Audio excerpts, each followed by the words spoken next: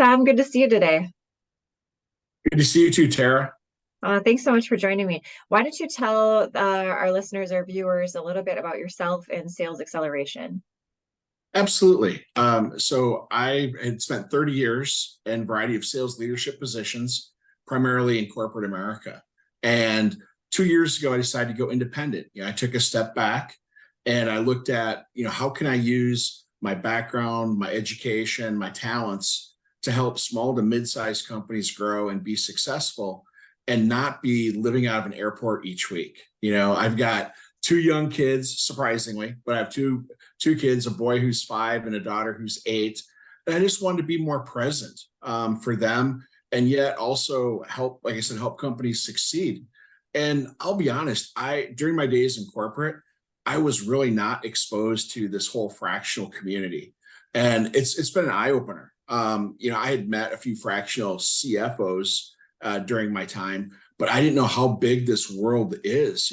Fractional CMOs, CFOs, HR, IT, operations. It's a big universe out there, and it's a great opportunity for small to mid-sized companies to leverage that. Yeah, absolutely. And that's where my heart space is too, because I was raised by serial entrepreneurs. I've got a lot of small business owners right in my own family, and I feel the same way. I want to help them succeed. I want to see them find success. And you're right, I'm really excited to talk about fractional today too, because sometimes that's the best fit for those companies that don't need a full-time executive. So cool. Thank you. Exactly. Yeah. And sometimes people get wrapped around the axle about the title. A fractional sales leader, basically what I do is I am a sales manager. So I help companies with strategy, process, execution, and leadership. Nice. Thank you for explaining that. And let's get to those basics too. So I'm a fractional CMO, Chief Marketing Officer. So I'm more on the marketing side of things. So we were excited to have this conversation today because as we have seen, and perhaps a lot of our viewers have seen too, there are often silos between marketing sales, and they're so closely related, and yet they don't always communicate as well as they should. So let's talk about that today. First of all, Tom, what would you say if someone were to ask you to define the difference between sales and marketing? How would you define it? Well, I think there's a variety of ways, different analogies. One that I've seen recently that I can't take credit for, it's not mine, but I think it's very well done, is the picture of an airplane. And marketing is the left engine, sales is the right engine. I think that's a good one. Or I've always said, sales and marketing are two sides of the same coin. So yeah, they're basically helping achieve the same goal. They're just coming at it from two different angles. Nice. Thank you. Well put. Well put. I think so too. I think that sometimes the difference is where they operate in the sales funnel or in the customer journey. And a lot of times we think about the marketing as being more of the top of the funnel, and then the sales takes it over when you get closer to that yes decision. So that's also a reason why they need to cooperate. I love the plane analogy because they need to be able to work together. You can't have one without the other. So great. So why do you think then that sales and marketing find themselves operating in those silos? Why do you think that happens? Well, there's a variety of reasons, and I think a lot of times it comes down to basic communication, basic goal alignment, and many times I put it on senior management, senior leadership to bring the two together as they're rolling out campaigns, promotions, what have you, to make sure that they do work together. Sometimes I think that since they are, different slices of the same pie, their vision of the market is different, and they just kind of become myopic. They focus on what their tasks are, what their goals and measurements are, and they don't look at the broader picture. Well put. Myopic is one of my favorite words when I talk about generations. It's so funny how we get whatever our sphere is, whatever our zone is that we're in, we have such a hard time understanding people outside in a different sphere. I love that analogy. It's a good one. Thank you for that. So let's talk about how we can break down those silos. What suggestions come to you top of mind? Well, first of all, I think there has to be collaboration And in some cases, it may not happen organically. So it may have to be forced. That's where senior leadership comes in, is, having a cross-functional team. If you're doing a project, if you're evaluating a new market, whatever the task may be, having a cross-functional team between sales and marketing so that you have buy-in and ownership from both groups, to avoid at the end, this finger pointing, the classic, sales, like, marketing's not giving us good leads, and marketing, sales isn't giving us good information about the market, so a lot of times there's this finger pointing that goes on, and by having a cross-functional team, that really breaks down those barriers. Yeah. Okay, so let's talk about that. Let's talk about the communication piece. From as a sales professional, let's take from your perspective. What are things that are important to you to get from marketing? So some of the keys that I see with sales forces that I work with, and it's kind of stunning. You wouldn't think this would exist, but it all starts with value prop. Okay. And many salespeople cannot articulate a strong value proposition. So I think that's where, if I'm coming in to evaluate a company, that's where I'm going to start. What is your value prop? What are the problems that you solve? Can you define it? Can you articulate it? And if not, that you got to have that before you even start on your strategy. So that's one thing, having marketing develop the value prop. Helping marketing needs to be a part of developing the overall sales strategy, the branding, the messaging, all of that in conjunction with sales. Nice. Well put. I agree. And doesn't it always, or often, I should say, often go back to those basics? It's so easy. What we see when we're so deeply mired in the minutia of an organization is we forget to stop and take that step back and that 10,000-foot view, which is I really like about a fractional exec. I feel like we don't swim in it the same way. So Right. we have a different perspective. We can come in and get that higher viewpoint and say, you know what, this is what you think you're saying to the market, but that message isn't getting out there. Or your value prop isn't really speaking to your demographic. There's a misalignment between what's important to them and what you're trying to say. We sometimes come with a different perspective on that. And having the advantage of having worked in a variety of industries gives you perspective beyond your industry, because there's another condition of our eye where we get so sometimes hyper focused within our industry that we don't always take inspiration from elsewhere. So I think fractional executives can really help with those communication pieces and spotting those sometimes very simple, but sometimes very hard to see discords within an organization. Absolutely. And one of the other advantages of being fractional is that you're above the politics of an organization. You can come in and you can see those things, as you mentioned, call it out, and you're not in the fray of the politics. So yes, that's definitely an advantage. Yeah, it's an objective perspective, right? Mhm. We're looking at it with a fresh set of eyes. And I'm excited about that too, because here we're getting into October and we're already thinking about 2024. We're thinking Mhm. about next year. I've got clients right now who are, get me my plans, get me my budgets. Like this is a perfect time to do that audit or evaluation of where you're at and to get those things in place for the year to come, because we're going to get into holiday season and a lot of people are going to be off of work and our time just gets away from us very quickly. So this is a good time to make those plans, take that temperature of where you're at and get ready for next year. Absolutely. Regardless of the time of year, with most sales organizations, there's a 3 to 4 month lag time from the time that you start implementing any changes, tactics, things like that, to the time that it starts to show any, results on the street. So you're absolutely right. We're almost, next week is the beginning of the fourth quarter. So anything that's done now really won't bear fruit until late January, early February.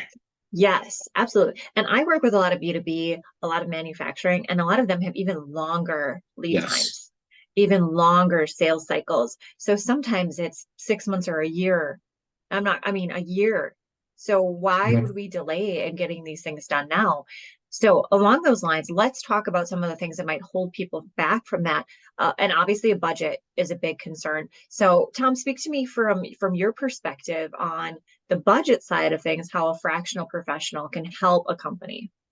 Absolutely. So one of the advantages of leveraging fractional talent is that you're going to get a senior executive, whether it's sales, marketing, operations, what have you, whatever the discipline, somebody with multiple years of experience, and you're going to be paying them about 2/3 of the cost as a full-time employee. You're not going to pay benefits, and most contracts have some sort of an exit clause. So if things aren't working out, there's an easy departure. So the bottom line is it's very low risk. There's not a lot of red tape. There's not a lot of HR involvement. It's easy to bring on seasoned, talented people without really having to, jump into the deep end and hire somebody full time and pay full boat benefits and all that kind of stuff. Yeah, exactly. Thank you. Let's talk about, so you talk about the exit clause. So that made me think about how it's important to choose the right professional, the right fractional. So let's talk about things on the sales side for you. What are things that you think most businesses need to look for in their fractional professional? First and foremost is cultural fit. There's a lot of fractional executives out there. They have the skill sets, but I think a lot of it is hiring somebody that is that's going to fit within your corporate culture, that your people are going to be able to work with and open up to. I think that's critical. Sometimes you have to evaluate, do you need somebody on site, or can you do remote, or can you do some sort of a hybrid? I tend to be a believer, and this runs counter to the current thinking. I tend to be a believer of being on site. I just have found in my experience that if you're going to change the culture, if you really want to have your pulse on the heartbeat of an organization, you really have to be present. So I try to be as present as much as possible. Very Um, nice. yeah. Yeah, great, great. And it is nice that we have these opportunities to communicate as we are today via video conference. But I agree, it's nice, especially if I found the initial meetings, if you can have your initial meetings in person, that's where you really feel that whether it's going to work. You can really feel what the organization is like, and you can't get that virtually. There's just no way to replicate that feeling. Absolutely. Yeah. Yeah, Because thank you. one of the things that, as a fractional sales executive, depending on the type of engagement, part of what I do or can do is coaching of the sales team. So doing ride-alongs, seeing them in action is so critical to evaluate, where the gaps are, how can we improve, and there's no substitute. You have to be present in order to make that happen. I love it. And that's one thing that I would like to see as a marketing executive is that kind of follow through. Oftentimes I present plans and strategies to clients, and unfortunately, that's where that silos may be coming again. I don't always see the execution that I expect. I might put these leads on a silver platter to my sales pro, and they're not making the phone calls. Right. They're not following through. So you can't say my job's not working. So if Well, if that's an issue within an organization, that's why they're going to need someone like you. and I'm seeing a trend on that. I'm seeing more fractional sales executives and fractional CMOs partner together, because as we were talking about previously, many times a client will call me and say, yes, we have a sales problem. And as I'm doing my discovery, yes, they do have a sales problem, but it really stems from what we were talking about before. Is it value prop? Is it branding? Is it messaging?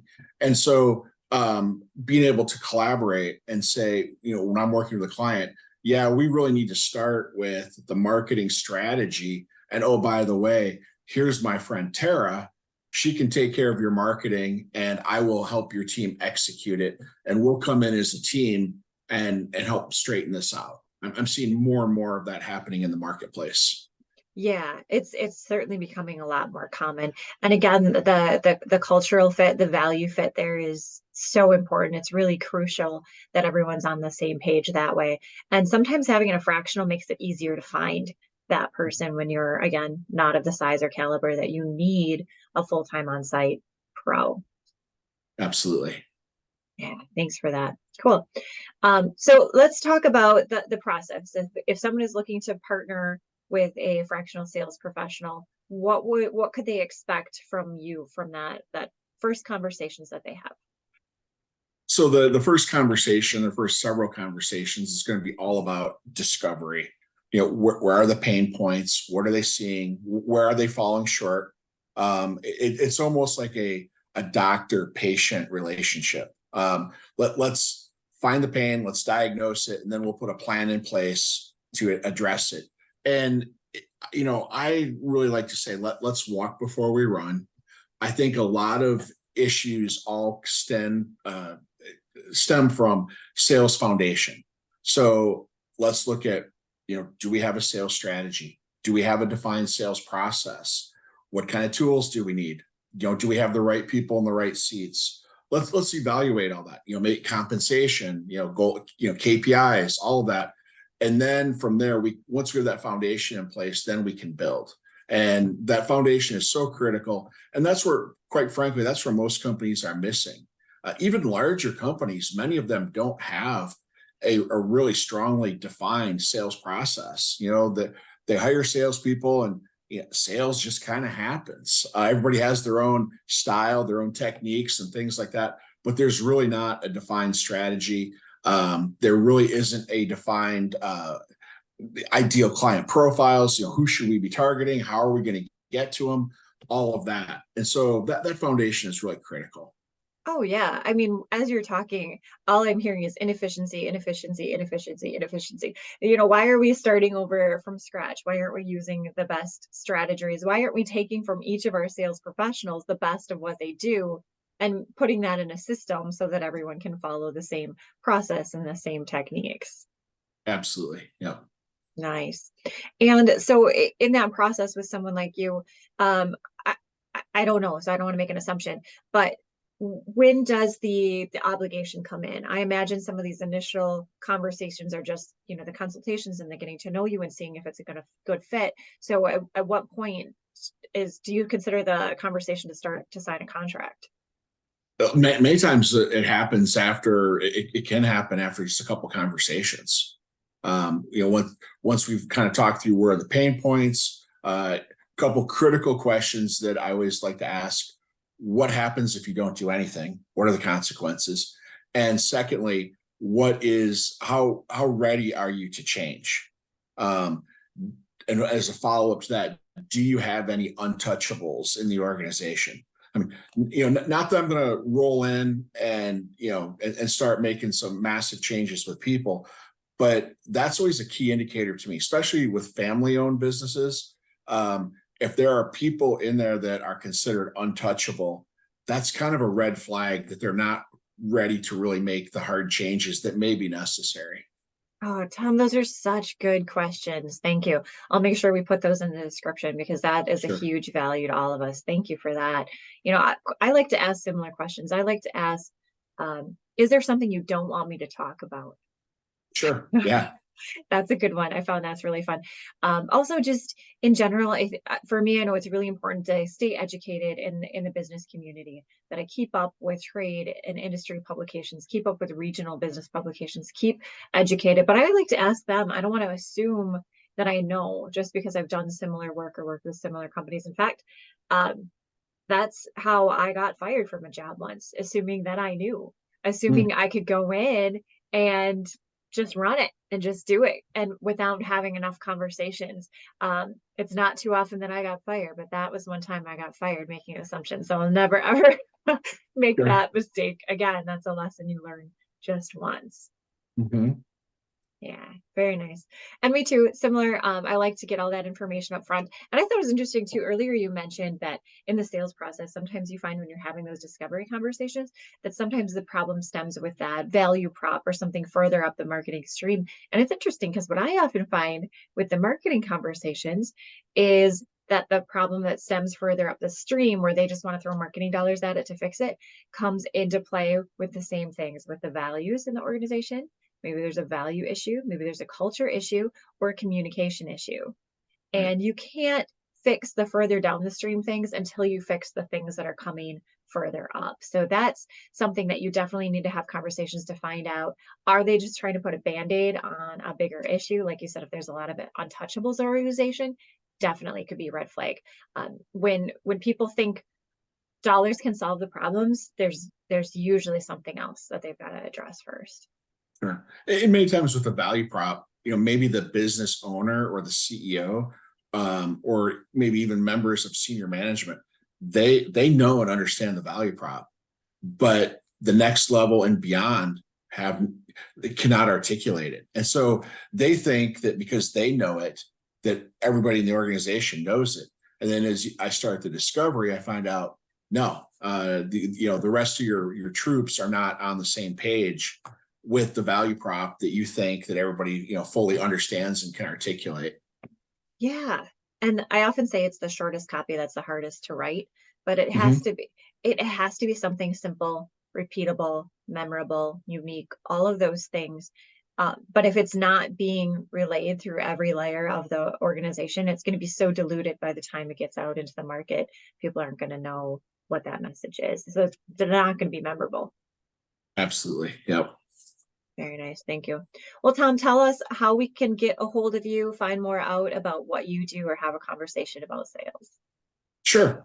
So my company is Raven Business Advisors. I'm based out of the Twin Cities here in Minnesota.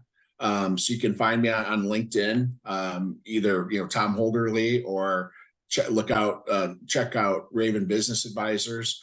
And I am licensed through a group called Sales Acceleration, and that's a national organization that helps sales executives become fractional sales executives. And through Sales Acceleration, we have a lot of corporate partners that are resources that we can bring to bear when working with a client.